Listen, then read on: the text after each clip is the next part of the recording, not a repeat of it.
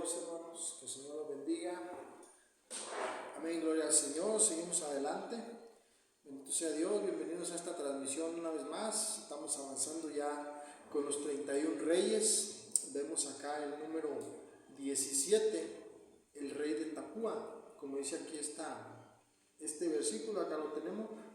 Josué 12, 17, otro, el rey de Tapúa. Este es un tema muy tremendo que vamos a tratar de desglosar con la ayuda del Señor. Y bueno, tiene muchos puntos muy difíciles de entender, ¿verdad? Pero con la ayuda de Dios creemos que podemos sacar adelante este tema, a lo mejor un poquito más largo, pero que nos va a ser de grande bendición. Bueno, dice aquí que la palabra Tapúa, o el rey de Tapúa, como lo dice aquí en el hebreo, Tapuac, es la palabra que se traduce manzana por su fragancia y manzano como refiriéndose al árbol de manzana, ¿no? Al árbol en sí. Entonces usted ve aquí entre paréntesis los trastoques del alma. Gloria a Dios, los trastoques del alma. Qué tremendo es esto, ¿verdad? Pero cuando usted busca la palabra Tapúa en la Biblia, aunque la palabra manzana aparece en otros versículos, pero la palabra Tapúa está acá en Cantares 8:5. La palabra Tapúa nosotros la podemos ver aquí en este versículo, y es la misma palabra. Cuando usted busca rey de Tapúa, está la palabra manzano, manzana, como ya lo leímos.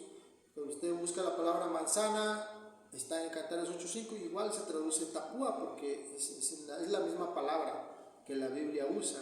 Entonces, cuando usted conecta estos dos versículos, estas dos palabras, y cuando usted ve los contextos tanto del rey de Tapúa como lo que es el árbol de manzano que menciona aquí en Cantares, bueno, usted se encuentra con palabras muy tremendas, porque vamos a estar de entender un poquito el por qué la aplicación hacia el árbol de los manzanos, ¿no? Bueno, aquí en Cantares, primeramente dice, debajo de un manzano te desperté. Ahí habla como de despertar al amor, porque vamos a ver más adelante que el alma necesita ser amada, que el alma necesita un amado, un Señor, un Salvador, que por amor la rescate, la levante y la restaure, porque ese es el propósito del Evangelio, ¿no? Porque aquí lo dice. Entonces aquí el amado pues está hablando como Cristo, su amado, como a su iglesia o a una persona o a un alma, ¿verdad? Como estamos dándole la aplicación.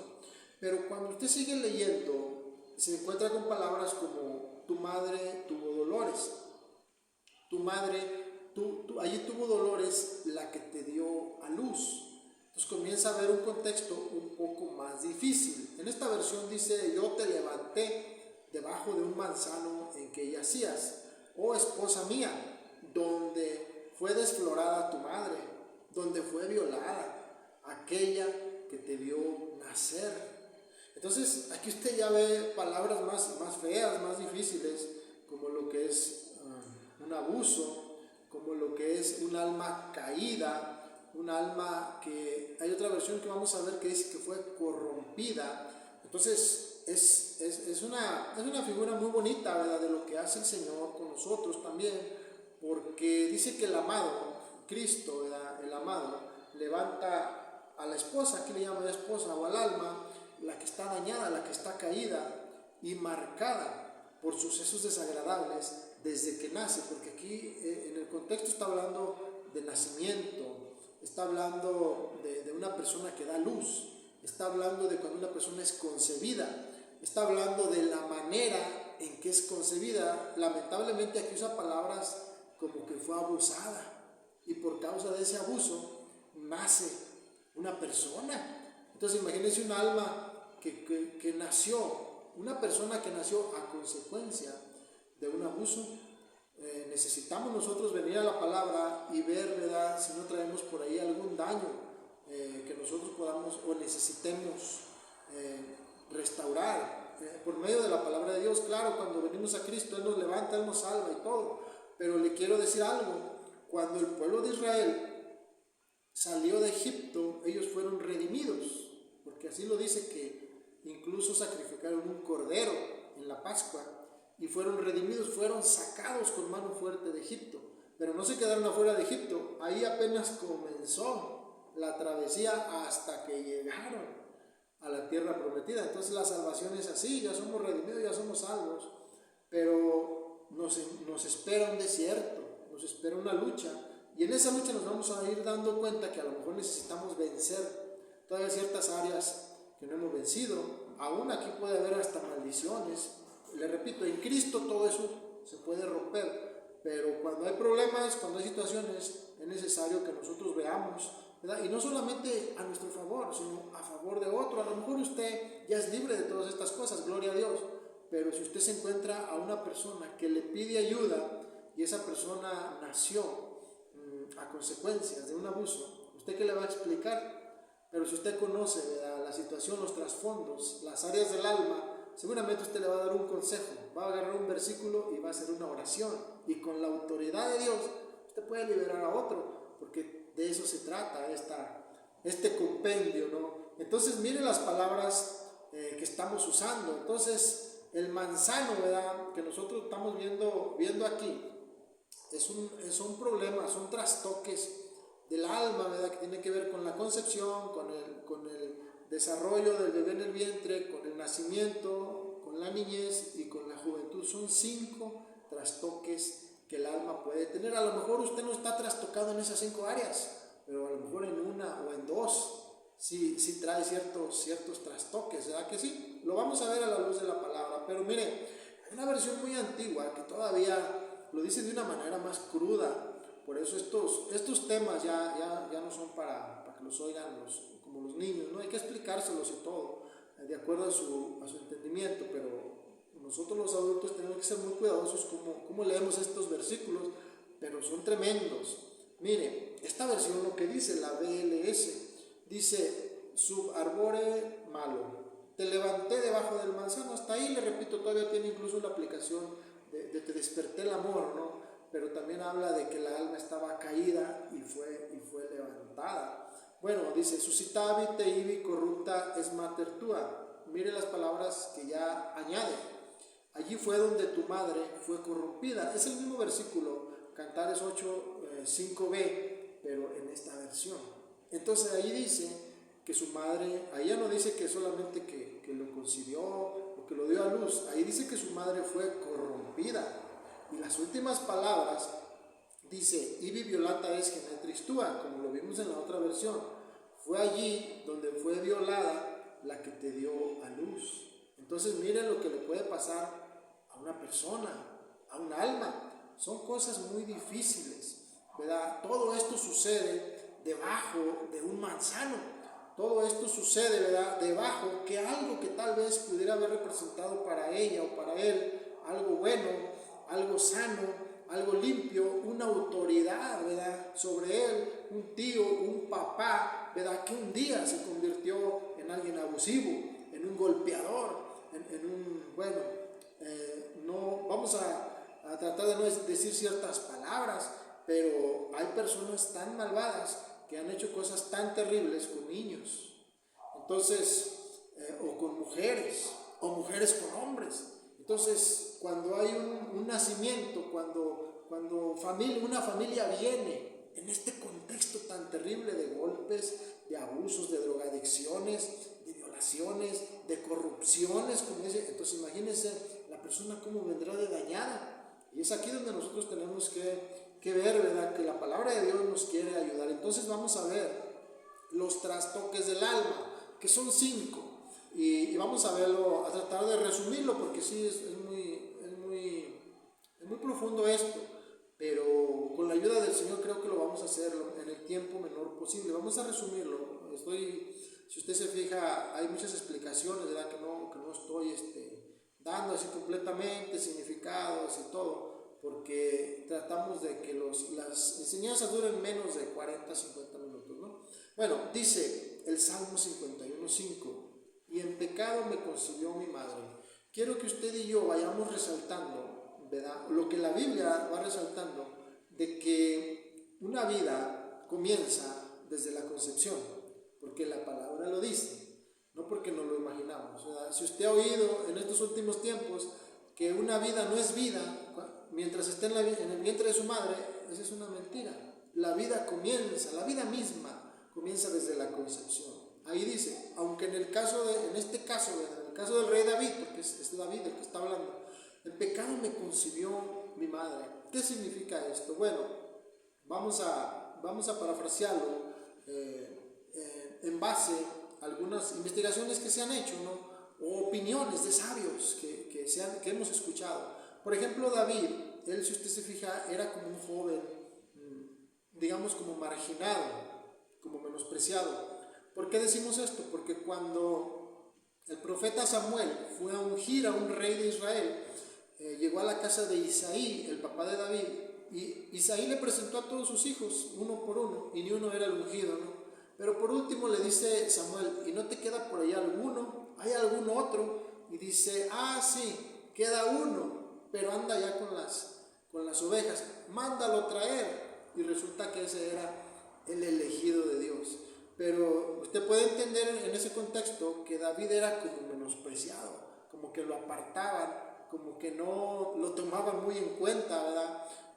¿Por qué dice David en pecado me concibió mi madre? Porque existe la posibilidad de que él tal vez fuera concebido fuera del matrimonio. Mire, ahí en la concepción comienza el problema. Es como, por ejemplo, una pareja, un joven y una jovencita se juntan, pero no están casados y tienen hijos. Nosotros, ¿verdad? Cuando venimos a Cristo, nosotros tenemos que entender que ya es una vida nueva. Pero antes de eso, nuestros padres, nuestros abuelos, nuestros ancestros, ¿verdad? Nosotros no sabemos si ellos estaban casados, por ejemplo, cuando los concibieron a nosotros. Nosotros no sabemos, ¿verdad?, si ellos ya estaban casados o no estaban casados, o si estaban casados con alguien más y luego nos tuvieron a nosotros fuera del matrimonio. Todas esas cosas de alguna manera afectan, porque la Biblia dice que la maldad de los padres sobre los hijos afecta hasta la tercera y cuarta generación. Usted ve, por ejemplo, un abuelito que es alcohólico y el papá es alcohólico y el nieto también es alcohólico, todos son alcohólicos. El papá nunca se casó y tuvo hijos, el hijo nunca se casó y tuvo hijos, y el nieto y así. De hecho, tenemos que leer este versículo que le digo, son palabras muy, muy tremendas, pero aquí la Biblia dice, ¿verdad?, en Oseas 2:4, no tendré compasión de sus hijos, porque son hijos de fornicación. Tristemente, así se conoce, ¿verdad?, cuando un hijo nace fuera del matrimonio, hijo de fornicación. Ahí está escrito en la palabra de Dios. Entonces, ¿cómo fuimos nosotros concebidos, no? La concepción, ¿verdad?, empieza obviamente desde la fecundación, como nos lo enseñan también en la escuela. La fecundación es la unión de un espermatozoide y un óvulo en las trompas de Falopio. Desde ahí comienza la vida. Hasta la ciencia nos lo explica. Aunque hoy en día ya la ciencia quiera cambiar de opinión, eso es lo que nos enseñaron a nosotros en la escuela, que el espermatozoide y el óvulo, ahí comenzaba la vida, la concepción. Si ahora nos quieren enseñar que no, pues ese es su problema, pero eso es lo que nos enseñaban a nosotros en la escuela, ahí está.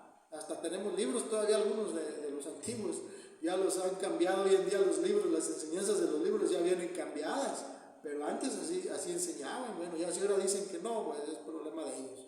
Dice, así ha dicho Jehová el Señor sobre Jerusalén, tu origen, tu nacimiento es de la tierra de Canaán. Mire, su padre fue amorreo y su madre etea. Nosotros no sabemos si antes nuestros padres, cuando nos concibieron, a veces nuestros padres pudieron haber andado en las drogas, a poco eran alcohólicos, a poco en la prostitución, a poco en la fornicación. Nosotros no sabemos, ¿verdad? Pero un amorreo y un eteo significa que no conocían a Dios cuando concibieron al Hijo, ¿verdad? Entonces todas esas cosas vale la pena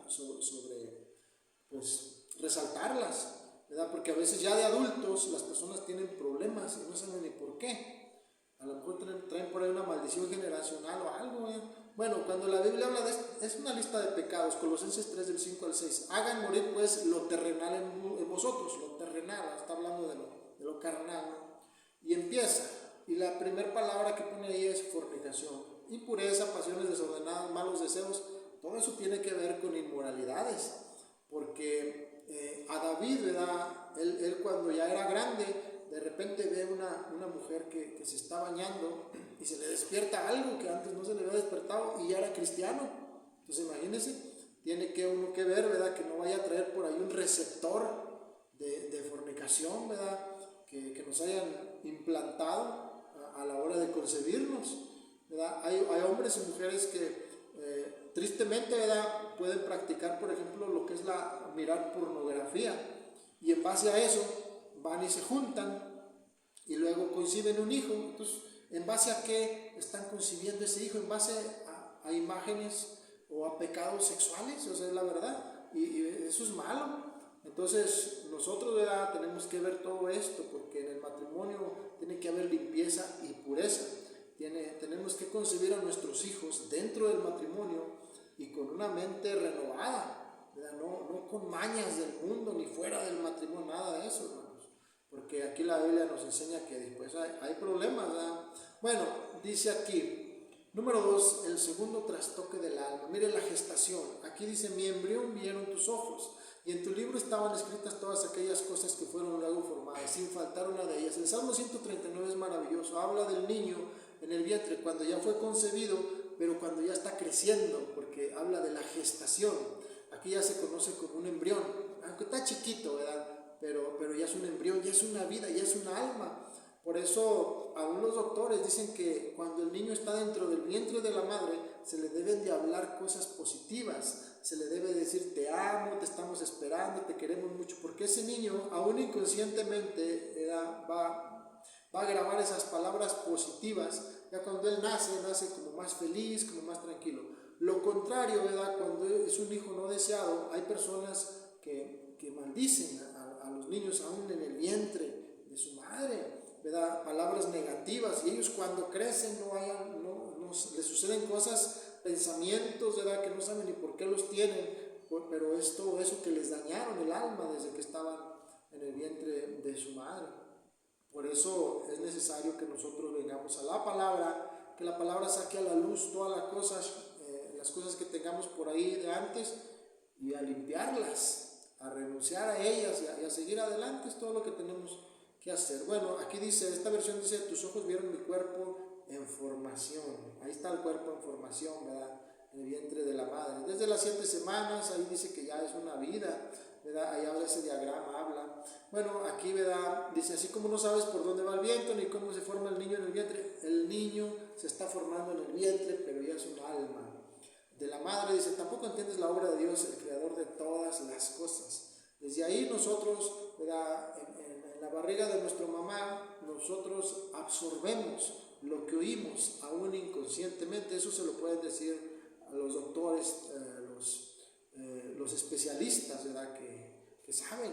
Eso se lo dicen a uno cuando uno va al hospital, que la esposa de uno está embarazada, y ya le dice: no, pues háblele al bebé, él lo oye, y pues se oye como loco, medio loco, ¿no? Pero sí es cierto, muchos padres tuvimos eso de hablarle a los hijos en el vientre, y así debe de ser, positivamente, claro. Lamentablemente también existe lo negativo, padres o madres que le hablan de una manera negativa a los embrioncitos en el vientre de su madre. Pues imagínense, ya cuando crecen traen odio, traen rencor, no saben ni por qué, ¿verdad? Bueno, dice, esta versión dice: así como no sabes cómo entra el espíritu en una criatura que está en el vientre de su mamá. Vea cómo la Biblia dice que ya es una vida, una criatura, un bebé en el vientre de su mamá. Así tampoco sabes lo que hace Dios, creador de todo. Esta versión dice: así como no puedes entender el rumbo que toma el viento, ni el misterio de cómo crece un bebecito en el vientre de su madre, tampoco puedes entender cómo actúa Dios. Bueno, las maravillas del Dios omnipotente. Ya allí el alma pudo haber sido trastocada por palabras negativas. Bueno, número 3, el nacimiento. Entonces, cheque esto. Número 1, la concepción.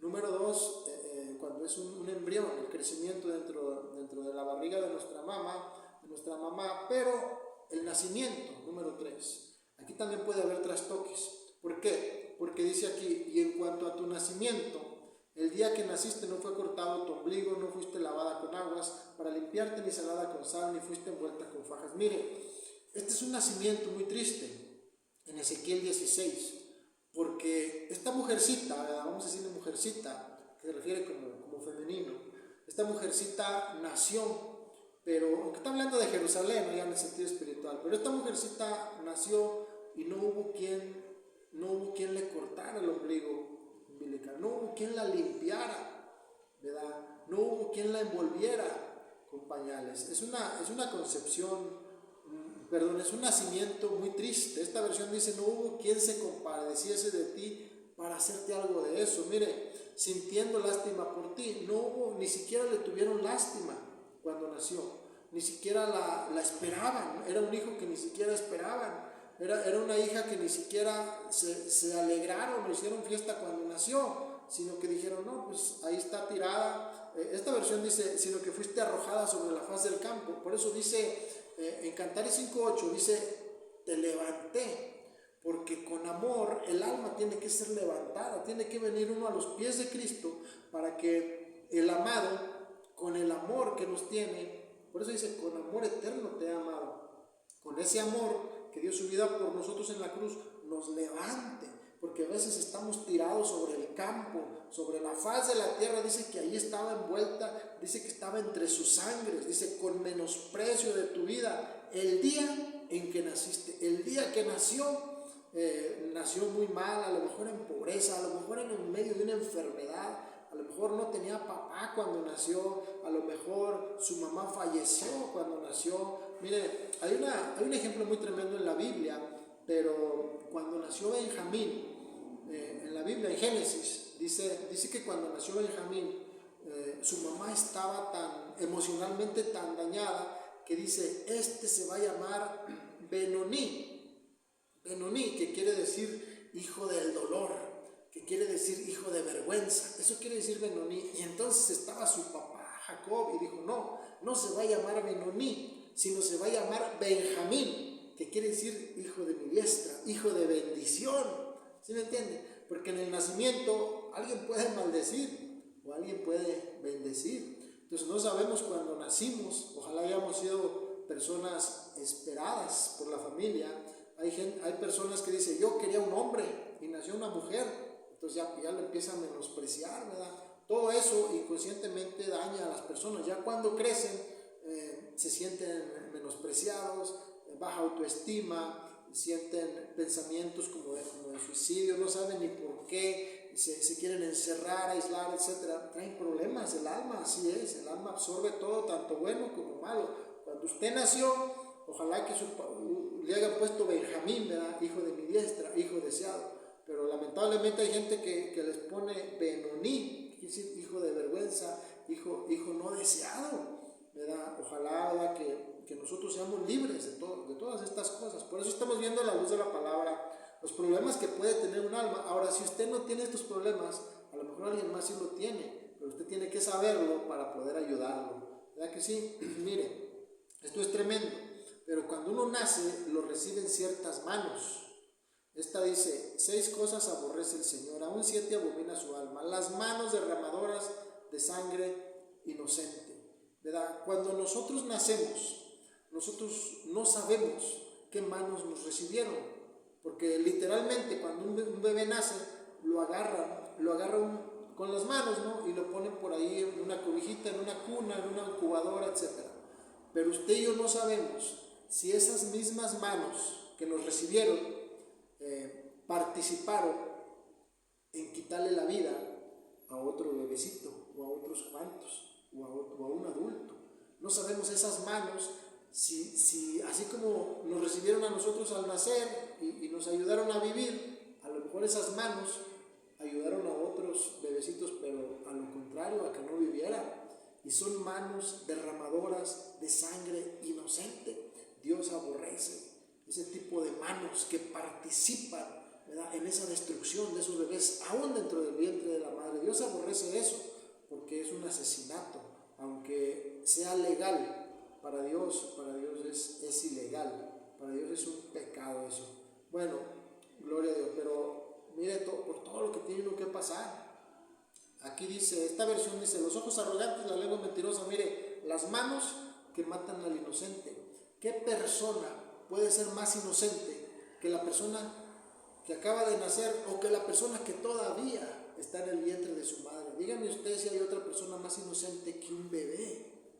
Inocente, completamente inocente dentro de su madre, todavía está. Aquí dice que hay manos que matan a esos inocentes. Bueno, Dios aborrece eso, ¿verdad? Ojalá que las manos que nos recibieron a nosotros no hayan sido ese tipo de manos, y si lo fueron, hay que orar para que a nosotros no se nos transmitan esas cosas malas, ¿verdad? Entonces, mire, número 4, la niñez o la infancia. Aquí ya nació y aquí ya creció, ya digamos que está como en la escuela, ¿no? 7, 8 años, 6, 8 años, no sé. Mefiboset, este joven, este niño, cuando ya era niño, ya caminaba quizá, ya hablaba a lo mejor, pero se le cayó, dice, se le cayó a su nodriza, dice, y Jonatán, hijo de Saúl, tenía un hijo lisiado de los pies, tenía 5 años de edad, mire, cuando llegó a Jezreel la noticia de la muerte de Saúl y de Jonatán, y su nodriza le tomó y huyó, y mientras iba huyendo apresuradamente se le cayó el niño y quedó cojo. Su nombre era Mefiboset. Entonces tenía 5 años, ¿verdad? Cuando se accidentó y quedó físicamente mal. Entonces es ahí donde en esa edad, ¿verdad?, de niños, de escuela, de kinder, cuando comienza el bullying, cuando comienza la burla contra los que tienen alguna capacidad especial física o alguna discapacidad, los que tienen, no sé, sobrepeso, los que tienen a lo mejor etcétera. Los más grandes, como Ismael, se burlan de los más chicos. Aquí dice que Ismael, vamos a decirlo de esta manera, ¿no?, le hacía bullying a Isaac, y hay trasfondos muy interesantes que dicen que Ismael se comportaba de una manera inmoral contra Isaac. No sabemos lo que le hacía ni lo que le decía, pero era un bullying, y lo hacía llorar y se burlaba de él. Y le hacía la burla. Ahí está como la ilustración, ¿verdad? No por nada lo echaron de ahí, porque era un abusador, era un abusivo con los más chiquitos. Entonces cuando Mefiboset es chico, ¿verdad?, tiene 5 años, kinder, escuela, los demás se burlan de él, los demás lo golpean, los demás lo menosprecian, no lo hacen partícipe en ciertos deportes, etc. Nosotros cuando fuimos niños, ¿verdad?, tal vez hubo personas que también nos pudieron haber dañado. Sabe que hay padres de familia que dejan a sus hijos a que los cuiden ciertos parientes ya adultos, y suceden cosas tremendas con esos niños. Nunca dicen nada porque están amenazados. Ya cuando crecen tienen odio y tienen, ¿sabe cuándo?, en su corazón necesitan, ¿verdad?, venir a Cristo, a la palabra. Y si nosotros nos encontramos con una persona con ese tipo de problemas, ya sabemos cómo podemos ayudarlo, porque ya sabemos que le pudo haber pasado ciertas cosas, ¿verdad? A veces la gente es mala, pero no sabemos qué fue lo que le pasó. Hay que investigar, ¿verdad?, antes de juzgar, ¿sale? Entonces, mire, la mayoría de las personas, ¿verdad?, que dicen que practican, no sé, la prostitución o el sodomismo, todo eso, la mayoría de las personas que los investigan y les preguntan, dicen que fueron abusados. La mayoría, ¿verdad?, no todos, pero la mayoría dice eso. Entonces, en base a eso es que ellos se les transmitió todo aquello y ya actúan de cierta manera cuando están grandes. Hay que investigar primero, ¿verdad?, para poder ayudar a otros y no juzgar nada más conforme a las apariencias. Entonces, en la infancia, en la niñez, a Isaac, el hijo de la promesa, le pasó. ¿Qué le haría o qué no le dijo este tremendo de Ismael, un medio hermano mayor, ¿verdad? Cuidado con los medios hermanos, cuidado con los que lo va a cuidar mi tío, mi tía, que lo va a cuidar. No, tengamos cuidado porque son niños chiquitos, no podemos dejarlos en las manos de cualquier sinvergüenza. No vaya a ser que suceda lo peor, ¿verdad?, como les pasó a estos. A lo mejor la nodriza de Mefiboset no era mala, pero a lo mejor era descuidada, ¿verdad? Ya ve que hay personas que dejan a sus hijos que los cuide, le pagan a fulano o a fulana de tal para que los cuide. No, pues tengamos cuidado quién los cuida, ¿verdad? No le vayan a hacer lo que le hicieron a Mefiboset. Entonces aquí dice, ¿verdad?, que Ismael perseguía. Y bueno, Ismael se perseguía y se burlaba de Isaac. Bueno, número 4. Número 5, todavía en la juventud hay otro trastoque del alma. ¿Por qué? Porque es aquí, hermano, en esta etapa de la vida, de la juventud, donde la Biblia dice que la necedad está ligada con el corazón del muchacho. Mire, este salmista dice, no te acuerdas de los pecados de rebeldía durante mi juventud. Hay otra versión que dice, de los pecados de mi juventud no te acuerdas, pero esto dice pecados de rebeldía. En esa etapa de la vida, le estoy hablando 12, 13, 14, 15, 16 años, cuando el joven, ¿verdad? Le dicen no hagas esto y adrede lo hace. No vayas allá y adrede va, ¿verdad? Y empieza a experimentar y empieza a curiosear, ¿verdad? Quiere saber qué se siente fumar aquello, quiere saber qué se siente tomar aquello otro, quiere saber qué se siente, empieza a experimentar con la fornicación, con el sexo libre, como le llaman hoy en día, y la Biblia asocia el alma con este tipo de pecados y habla, ¿verdad?, de la juventud, de la fornicación, pero habla del alma que es cautiva, que puede perecer. Mire, fallecerá el alma de ellos en su juventud y su vida entre los fornicarios. ¿Por qué su juventud fue tan dañada? Por causa del pecado de la fornicación, ¿verdad? Porque los jóvenes piensan que para tener relaciones no necesitan estar casados, no necesitan ir a un registro civil y casarse, piensan que puede tener relaciones con uno y con otro y así. Y aquí dice que afecta el alma de ellos en su juventud era rebelde, era así, y andaban entre los fornicarios. Bueno, esa muerte, ¿verdad?, de fornicario es muy tremenda, pero la fornicación es una garantía de que algo malo va a cosechar de todo eso. Aquí dice el versículo, ¿verdad? La necedad está ligada con el corazón del muchacho, mas la vara de la corrección la alejará de él. Mire, el apóstol Pablo, ¿verdad?, le dice a Timoteo, huye de las pasiones juveniles. Las pasiones juveniles, ¿verdad?, le digo, tiene que ver con este versículo que acabamos de leer, que quieren tener relaciones, ¿verdad?, que quieren la fornicación, que vamos a cuidarnos y vamos a practicar ciertas cosas inmorales y todo eso. Pero cuando Pablo le dice a Timoteo, ¿verdad?, de los pecados de su juventud, ¿verdad?, de las pasiones juveniles, ¿verdad? Bueno, eso sucede en los jóvenes, que todavía traen pasiones juveniles, pero hay gente adulta, es más, hay ancianos, viejitos, que todavía son lujuriosos, inmorales, hablan y actúan de tal manera, y ya son unos viejos grandes. ¿Por qué? Porque en su juventud, ¿verdad?, fueron trastocados, fueron contaminados con este tipo de pecados. Su alma se contaminó con la fornicación en su juventud y nunca se arrepintieron. Es por eso que este salmista, ¿verdad?, de pronto se da cuenta de sus problemas y dice, de los pecados de mi juventud no te acuerdas, que tiene que confesar pecados si ya tiene 50 años, que tiene que confesar pecados de su juventud, porque ahora se da cuenta que los pecados de su juventud lo andaban atacando. Por eso cuando miró, ¿verdad?, en el caso del rey David, ¿verdad?, cuando miró una mujer que se estaba bañando, se le despertó aquel deseo, ¿verdad?, de fornicación, porque en la juventud, ¿verdad?, cuando en la juventud se lleva eso al matrimonio, pues imagínense qué es lo que le va a transmitir a sus hijos. Por eso nosotros tenemos que ser libres, por la gracia de Cristo, tenemos que orar, ¿verdad?, contra todo eso. Bueno, ¿cómo vencer al rey de Tapúa? Rápidamente, vamos a hablar básicamente de lo que es la restauración del alma.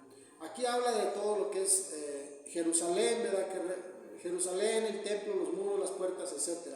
Todo el libro de Nehemías, Esdras y Nehemías hablan de restauración. Pero le voy a mencionar solamente un punto, para no mencionarle lo que es el templo, los muros. Nada más le voy a mencionar, por ejemplo, las 12 puertas, un ejemplo. Las 12 puertas. ¿Por qué necesitamos nosotros ser restaurados en el alma? ¿Por qué necesitamos ser restaurados en las 12 puertas? ¿Verdad? ¿Qué son las 12 puertas en todo caso?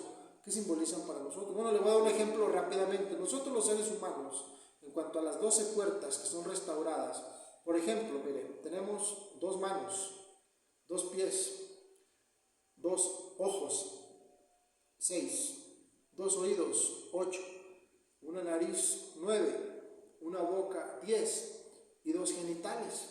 Todos los seres humanos tenemos eso, por naturaleza, ¿no? Entonces son 12 puertas. Por cualquiera de estas puertas puede entrar el enemigo. Tiene que ser restaurados los ojos, la manera en que vemos, los oídos, la manera en que oímos. Nuestros demás miembros tienen que ser consagrados únicamente en el matrimonio, ¿verdad? Nuestras manos no tienen que ser manos derramadoras de sangre inocente. Nuestros pies no tienen que correr a hacer el mal. Y así, hermano, tenemos 12 puertas. Estas son puertas, los ojos, los oídos, la boca, la nariz, todos son puertas, ¿verdad? Así como Jerusalén tenía 12 puertas, así el ser humano tiene 12 puertas, ¿verdad? Le repito, 2 manos, 2 ojos, 2 oídos, una nariz, una boca, 2 genitales, 2 pies, son 12, si usted se fija son 12, porque por cualquiera de estas cosas puede entrar el enemigo. Tienen que ser restauradas y consagradas, ¿verdad? A Dios, todos los miembros de nuestro cuerpo. Entonces se necesita la restauración, claro que sí. Aunque ya somos cristianos, ya Dios nos perdonó todo. Como le repito, Israel salió de Egipto, pero no se quedó allí ya redimido y saliendo de Egipto. Tuvo que caminar toda la vida hasta que llegó a la tierra prometida. Entonces nosotros igual tenemos que luchar, tenemos que, en el transcurso de ese desierto, ellos vencieron a los 31 reyes. En ese caminar hacia la tierra prometida, tuvieron que vencer a los 31 reyes todavía, porque tiene que ser así, ¿verdad? Si hay cosas que no podemos vencer, pecados, ¿verdad?, que no se pueden dejar, ¿verdad? Si somos sinceros, porque el rey David dijo: líbrame de mis enemigos, le dijo a Dios: líbrame de mis enemigos, porque son más fuertes que yo. Hay cosas que son más fuertes que uno. Hay que tener un poquito de humildad y reconocer que necesitamos ayuda, pero es ahí donde Dios nos ayuda, ¿sale? Bueno, la restauración de los muros, bueno, el alma, el espíritu, el cuerpo, aquí está, ¿verdad? El alma es el mundo de nuestros pensamientos, sentimientos, emociones, intelecto y voluntad. Claro, aquí la aplicación es al alma, ¿no? Porque también está el espíritu y el cuerpo, pero ahorita estamos hablando del alma. Entonces, la restauración de los muros, estos son también los muros. Bueno, dice este versículo ya para terminar: restaura mi alma, me guía por sendas de justicia, por amor de su nombre. El rey de Tapúa, el manzano, y debajo de ese manzano lo que haya acontecido, que tenga que ver con los trastoques del alma y con otras cosas. Aquí la promesa en el Salmo 23 dice, empieza diciendo: el Señor es mi pastor y nada me faltará. En lugares de delicados pastos me hará descansar. Versículo 3, restaura mi alma, me guía por sendas de justicia por amor de su nombre. Que el Señor restaure su alma, mi alma. Que el Señor restaure, hermano, todas nuestras puertas, ¿verdad? Que el Señor restaure todas las áreas de nuestras almas, como lo vemos aquí, ¿verdad? Del alma, aquí lo describe: pensamientos, sentimientos, emociones, intelecto, voluntad. Aquí está la alma, mire. Entonces, que Dios restaure todo eso, porque es una promesa además de Dios. Siga viendo los 31 reyes y va a ver cómo poco a poco Dios nos va a ir hablando. Y que el Señor Jesucristo libere, restaure su vida, su alma, la de su familia, y que usted pueda también con autoridad un día liberar y bendecir a otros. En el nombre de Jesús, que su alma delante de Dios esté siempre. Y si usted necesita ayuda, si usted necesita paz, pues ¿a quién iremos? ¿A quién iremos si solamente el Señor tiene palabras de vida eterna para restaurarnos? Acuérdense que Él fue tentado en todo, pero sin pecado. No tenemos un sumo sacerdote que no pueda compadecerse de nosotros, sino uno que padeció también necesidades en esta tierra, ¿verdad? Dificultades, tentaciones, pero sin pecado. Entonces Cristo es nuestro ayudador, Cristo nos lleva hasta la tierra prometida, pero sí sigamos adelante creyendo en la palabra y que Dios nos ayude, amén, para seguir adelante. Gloria al Señor. Pues Dios nos los bendiga, hermanos. Estamos contentos, seguimos adelante en esta bendición. Amén.